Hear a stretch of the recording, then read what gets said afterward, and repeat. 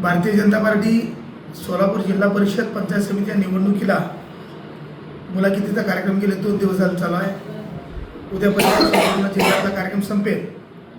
11 तालुक्याच्या 11 पंचायत समिती आणि 68 जिल्हा परिषदच्या या मुलाखती प्रत्येक गावामध्ये आम्ही घेतोय। आजच उत्तर सोलापूर 3 झडपी आणि 6 पंचायत समिती गणाच्या मुलाखती आम्ही या ठिकाणी पार करतोय।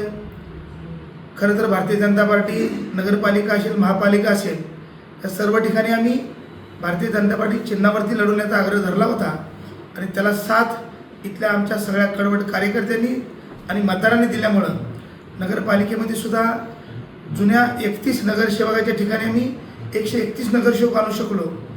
महापालिकेमध्ये आमचं टार्गेट 75 नगरसेवकाचं होतं, पण या येथील जनतेने नगरसेवकांचा प्रचंड असा मोलाचा वाटा असलेल्या महापालिकेमध्ये मग कार्यकर्ते असतील, इथले मतदार असतील, या सगळ्याच्या ताकदीमुळं या महाराष्ट्रात सगळ्यात मोठा रेशो या सोलापूरच्या महापालिकेमध्ये 102 पैकी जवळजवळ 87 नगरसेवक हे भारतीय जनता पार्टीचे निवडून दिलेले आहेत।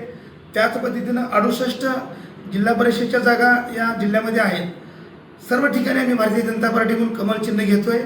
सर्व ठिकाणी आमच्या मुलाखती चांगल्या होत आहेत, प्रचंड असा प्रतिसाद मिळतोय।